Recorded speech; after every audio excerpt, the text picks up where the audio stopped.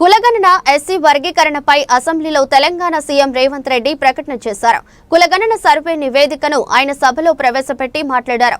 కుల సర్వే డేటాను సంక్షేమ విధానాల తయారీకి వాడతామని చెప్పారు. సర్వే ప్రకారం ఎస్సీలు 61,84,319 మంది ఉన్నారని రేవంత్ రెడ్డి తెలిపారు.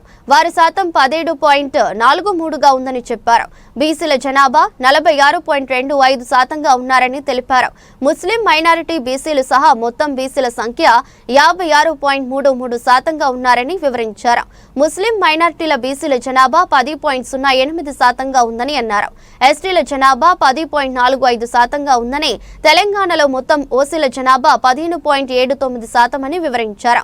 ముస్లిం మైనారిటీల జనాభా 12.56% ఉందని, ముస్లిం మైనారిటీ ఓసీల జనాభా 2.48% ఉందని, కులగణనలో ఎటువంటి పొరపాట్లు జరగలేదని రేవంత్ రెడ్డి చెప్పుకొచ్చారు. విపక్షాలు చేస్తున్న ఆరోపణలు వాస్తవం లేదని, తెలంగాణ సర్వే చేయడానికి ముందు దేశంలోని పలు రాష్ట్రాల్లో అధికారులు పర్యటించారన్నారు. ఆయా రాష్ట్రాల్లోని సర్వేలోని లోటుపాట్లను సైతం గుర్తించి సరిచేశామని రేవంత్ రెడ్డి చెప్పారు. 12 సార్లు సమీక్ష నిర్వహించి సర్వే చేశామని తెలిపారు. ప్రతి 150 ఇళ్లను ఒక బ్లాక్ గా గుర్తించి సర్వే చేశామని చెప్పారు. సర్వేలో పాల్గొన్న సిబ్బందికి చాలా సార్లు శిక్షణ ఇచ్చామని తెలిపారు.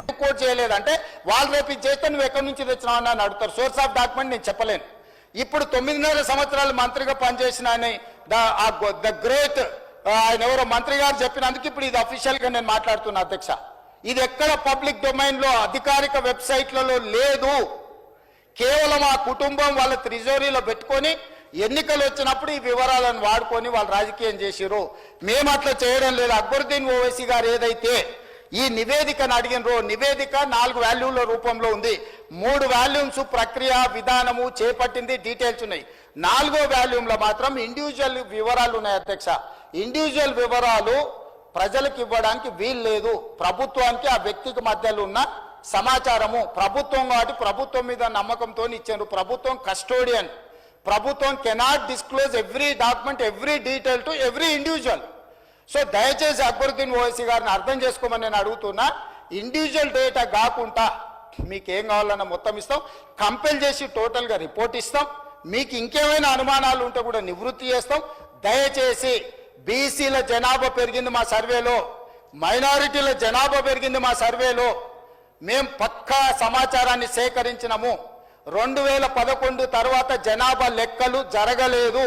జనాభా లెక్కలు కూడా కేంద్ర ప్రభుత్వం ఇచ్చిన ఒక అంచనా ప్రకారం ప్రతి సంవత్సరం 1.20 మాత్రమే పాపులేషన్ పెరుగుతా వచ్చింది. పాపులేషన్ అనేది స్టెబిలైజ్ అయిపోయింది.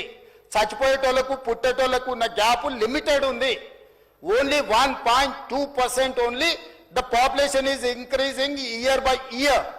That is why 2011 the population is 3.50 crore plus. Today the population is 3.70 crore plus. That's all. This is what actual report. Why should I reduce the population? What is the point? నాకు పోయేదేముంది? ఈరోజు 56% బీసీలు అని చెప్పిన, 3 లక్షల కుటుంబాలు రాలేదని చెప్పిన, 3 లక్షల కుటుంబాలు ఈజ్ ఈక్వల్ టు 16 లక్షల జనాలు. సో ఈ ప్రభుత్వానికి దాపరికం లేదు. ఒకవేళ నిజంగానే అబద్ధాలు చెప్పాలనుకుంటే వాళ్ళ సమాచారం ఈయనల గురించి నేనెందుకు చెప్తుంటే అధ్యక్ష?